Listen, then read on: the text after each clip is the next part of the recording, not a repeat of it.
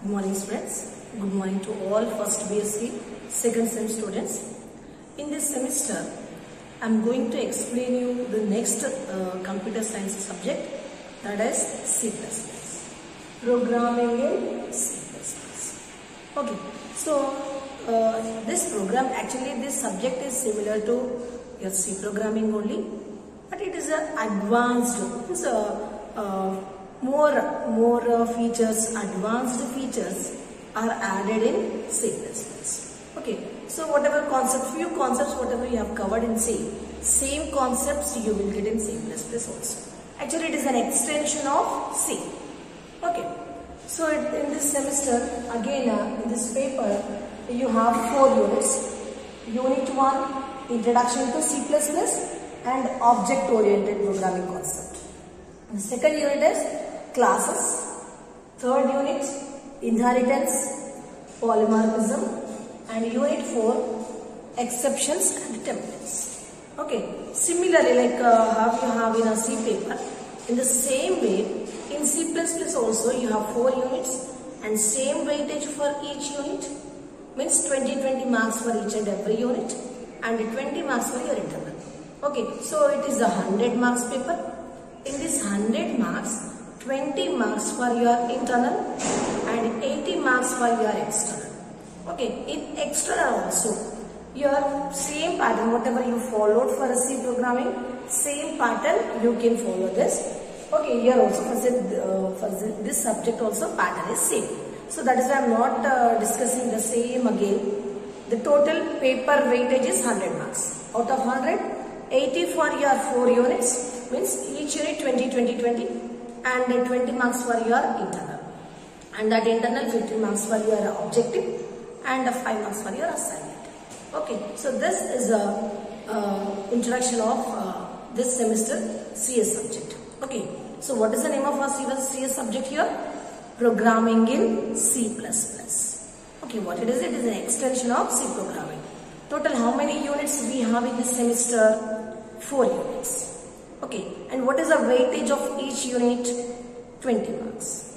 Okay, and the total weightage of this subject is 100 marks.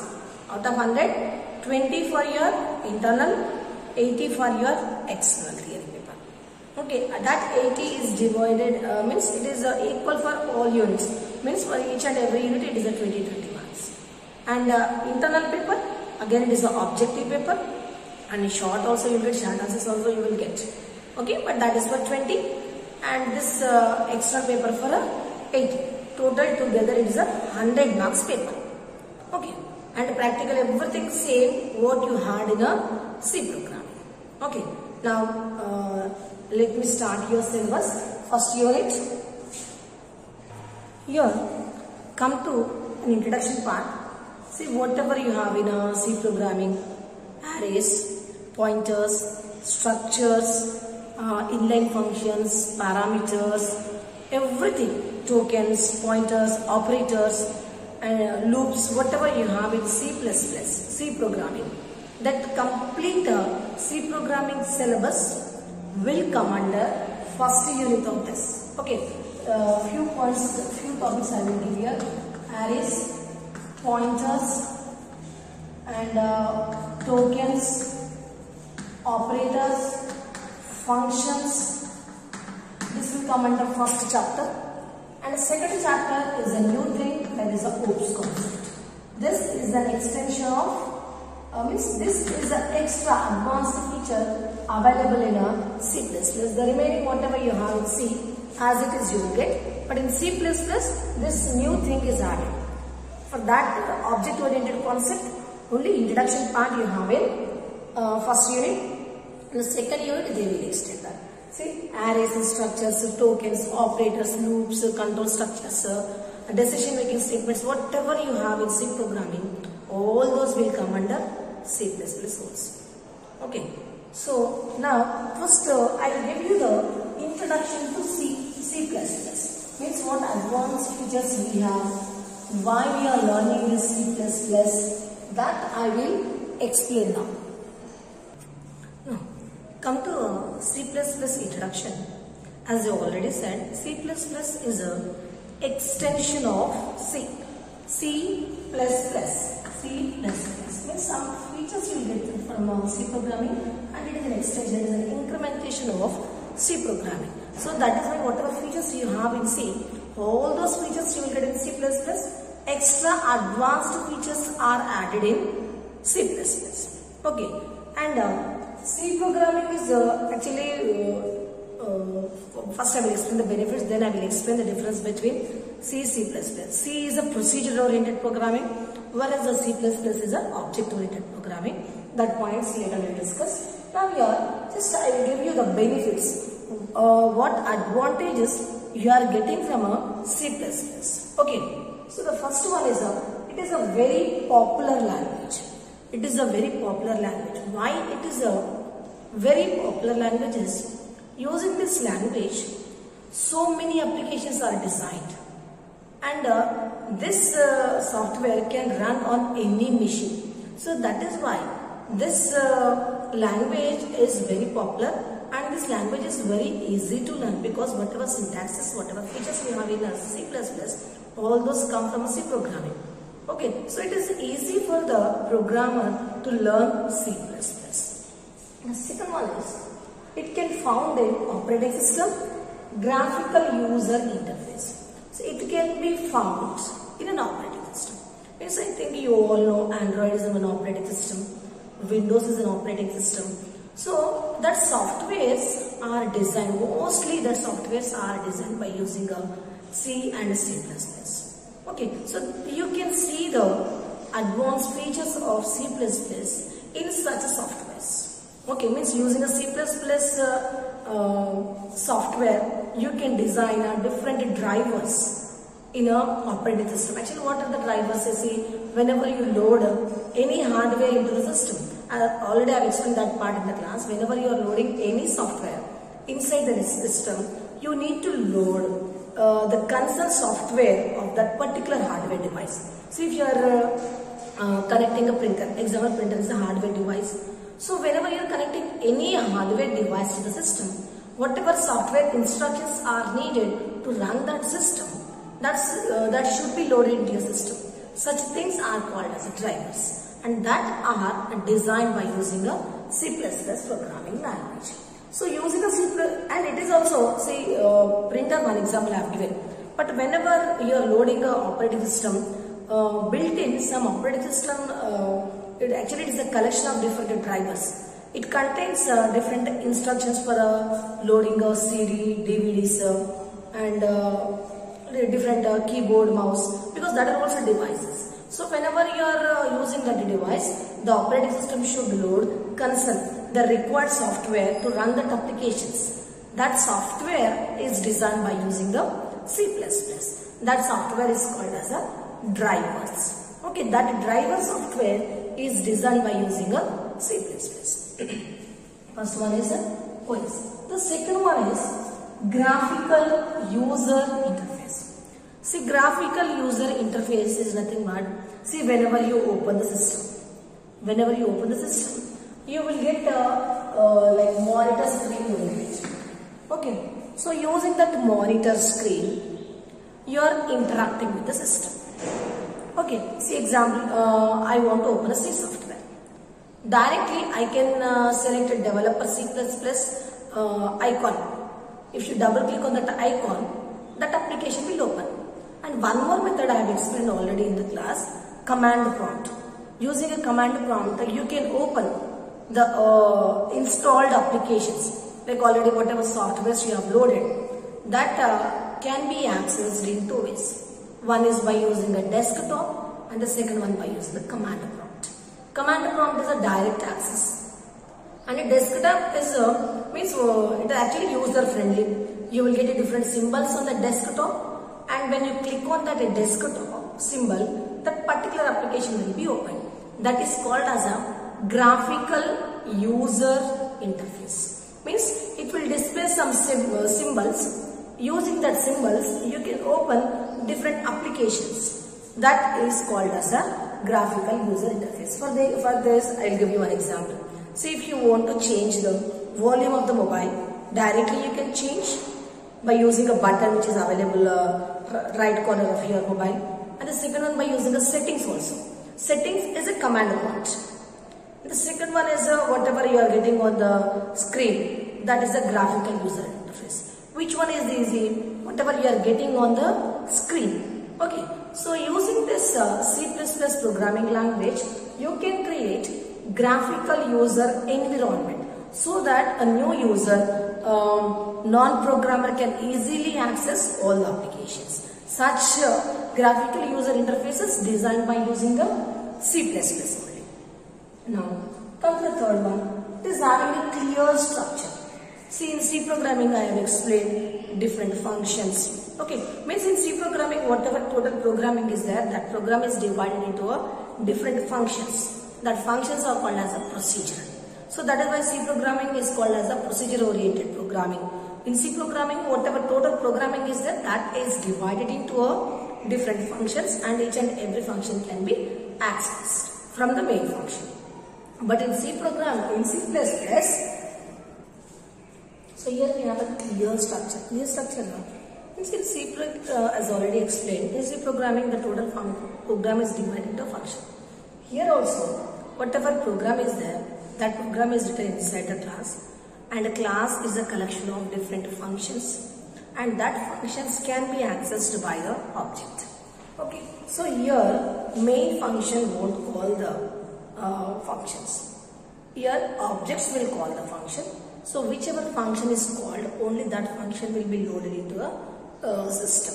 Okay, so each and everything, whatever total programming is there, the total program is divided into different functions. Example, if you want to calculate addition, that is different function. If you want to calculate subtraction, that is a different function. So you can clearly separate the programming into different sections. Okay, so compared to C programming, C++ structure is very simple and very clear. Now the third one is a reusable code. See, in C++ here we have one concept called inheritance. Using inheritance, whatever code is there, that code, whatever code you have written in one section, one class, that can be used by the another class. Means if two classes are using the same code with the different values, then another class is no need to create a same code. It can take a code from already created class, and this is called as a reusability. So in C++, reusability is possible by using the inheritance concept. Again, I will explain this at the time of object-oriented concept. Okay. Now, the next one is, it is a middle level language. C programming is a middle level language. It will support different features of low level and different features of high level. See, low level means, example, here using the C++ programming, as already said, you can create a drivers. That a driver software directly communicate with the system. So that will come under the low level. And it can create different applications like a graphical user interface, screens, that will come under a high level. So that is why this C++ program supports low level plus high level. So this is an intermediate language between a low level and a high level. So this language supports low level features as well as high level features. Now, the next one is that it is a machine independent. Machine independent means this program can run in any machine. Okay, so whatever program you have run in one machine, it is not compulsory that you are not supposed to run in another machine. So if you have created a program, that program can be run in any machine. So that is why the C++ program is called as machine independent. Okay, now the next one is platform dependent. Platform here is nothing but it is an operating system. Platform is nothing but it is an operating system. Whatever program you have run in one operating system, that cannot be executed by another operating system. Okay, why? Because that structure of an operating system is different from another operating system. that feature is not supported by the C++. So that is why C++ program is a machine independent, but it is a platform dependent. Okay. Now the next one is a rich library support. Rich library support means, see, already C programming I have explained different header files, stdio.h, conio.h, string.h, math.h. What is the use of that library files? That library files collection of different functions. So if you want to use that particular function, then you need to use that header file, right? So that header files are nothing but library files. What is the use of the library files? In order to create a simple program also, we need some applications, some functions from that particular software. All those functions are available from the header files. Similarly, in C++ also, we have some built-in functions, and all those functions are stored in a library file called streams. Okay, in C programming we used to call header files. Here we used to call streams. Okay, so stream is a collection of different functions. So if you want to use any function, then you need to call that streams. Okay, so here we have thousands of library files. So that is why C++ is called as a rich library. Okay, rich library support. It supports different thousands of library files. Using that, you can create different types of applications. Okay. Now come to the speed of execution. Speed of execution means compared to C programming, whatever program you have written in C++, that programs are executed rapidly. How it is possible is, as I already said, in C programming, the total code is divided into different functions. And whenever the main function calls the user-defined function, that can be loaded. Here what happened is, when the program execution starts, objects are created and objects will call the functions. So whichever object means which object calls the function, only that function will be loaded, not all the functions. So that is why execution is very speed in C++ compared to a C. Now the next one is direct memory access. See, in C programming we have a concept called pointers. What is the use of the pointers? Using a pointers concept, you can access the memory, you can find out the memory addresses. Similarly, here also C++ supports pointers. So C++ is supporting the pointers means it can, using a C++ code, you can access the memory directly. Okay, now last but not least, one more advantage, it's very important, object-oriented concept. Next advantage is object-oriented.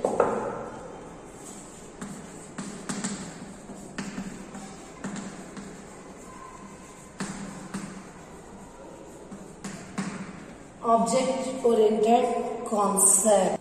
So, the basic and main advantage of C++ program compared to the C program is object-oriented concept. See, in object-oriented programming concept, what happened is, this is a total programming example. So, this total program is divided into different parts, and each and every part is called as a one object. Okay, so here the objects can communicate with each other, and one object is a collection of different methods, different variables, and all. See example, we have a math object. In math object, it stores all the math related information. In math related, what you have different math functions and different variables of math. So if you want to use the mathematical function, if you call this math object, it is more than enough. Okay, you no need to load all the functions into the system, whatever functions you need, from whichever file you need, only if you load that one, it is more than enough. Okay, that is the object-oriented programming. In object-oriented programming, actually what happened is, whatever total program is there, that the total programs are divided into different sections, different parts, and each and every part is called as a objects, and objects can communicate with each other. Okay, so it is nothing but it is a programming code only, but here communication is possible by using a object-oriented concept. Here we have a few features of object-oriented concept.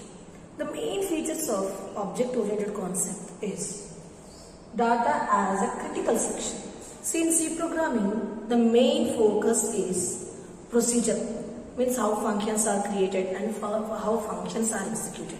There, the focus is means they will main focus on functions only. But here in C++, the main focus is on the data. Means here the data is treated as where the data is stored and how the data is accessed. Okay, the next one is number of objects. In C++ program, the total program is divided into different sections, different modules, and each module is called as an object. And that module stores information, like it will store different functions, different data that will store. Okay, and that data can be accessed by that function. So here the whatever total programming is there, that total program is divided into different partitions, and each and every partition is called as a one object, and one object stores different methods and objects. Okay, next here in object-oriented program, clear modular structure means this object-oriented programming supports clear modular structure. Module means what actually? Subpart. So in object-oriented program, what we are doing is whatever total programming is there, that total program we are dividing into different modules. So it will create a clear structure of programming. See, if you want to access only the mathematical applications, you can go to the mathematical object. If you want to use the scientific applications, you can go to the scientific object. If you want to use a string function, then you can go to the string module. So whatever total programming is there, that total programming is divided into different modules. So that is why it is called as a modular structure. Object-oriented programming concept supports modular structure. Next, it attaches the functions and the data. It attaches, it's very important, it attaches the functions and the data. Functions and data, for example here, we have math object. As you already said, it attaches the functions and the data. So in a mathematical object, we have different functions like square root, sine, cos, these are the functions. Average, sum. Next to pi value, log value, like that. So these are the data and these are the methods. So if you have created a mathematical object, means that object stores all the mathematical functions and all the mathematical related variables. Okay, so this is what is an object. So object is a collection of methods and the data. Okay, what is an object? Object is a collection of. Object equals to what? Data and methods. Okay, one object equals to data plus methods. Okay, and this method can be operated on this data only. See, example, if you have a pi value, you can operate only mathematical applications on this data. If you want to use any string applications on a mathematical data, it won't support, because that object is different. This object is, they can communicate but they cannot operate. Okay, so it attaches the functions and the data. It attaches means it will attach functions and the data, and the functions which can be operated on this data, it will bind the data and the related functions.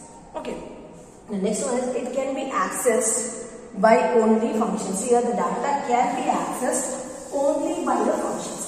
See, this is one object, math object. Here we have math variables. This variable can be accessed by only that object functions. And if any other object function want to use this data, it won't access it. The next one is, it is using the object-oriented programming concept. Whatever total memory is there, that total memory is divided into different partitions, and each partition is called as a object-oriented programming. Object, not object-oriented programming, it's an object. So this is the introduction of object-oriented programming. See, what is the object? Object is a collection of data and methods, and it is a partitioned area of memory. In one particular area, the related functions and related methods are stored, and whatever functions are there in that object, only that function can be accessed on that particular variable.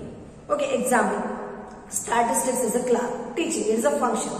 That subject that subject is teach to only the statistics student, not all the physics and electronics students. Okay, so statistics is one object. In that object we have mathematics, statistics, CS, and when come to the functionality, CS lecture, mathematics lecture, statistics lecture. Okay, so statistics can be accessed, they can be operated on only the statistical students. So statistical students are their data, and whatever teaching is there, statistic teaching is there, that can be a function. So that function can be that function can be used on the statistics student only. So that is an object. So it is an object. Object is a collection of different variables, different data members, and the methods. And that methods can be operated on that particular members only. Okay, that is here in this class. Object is very, very, very important.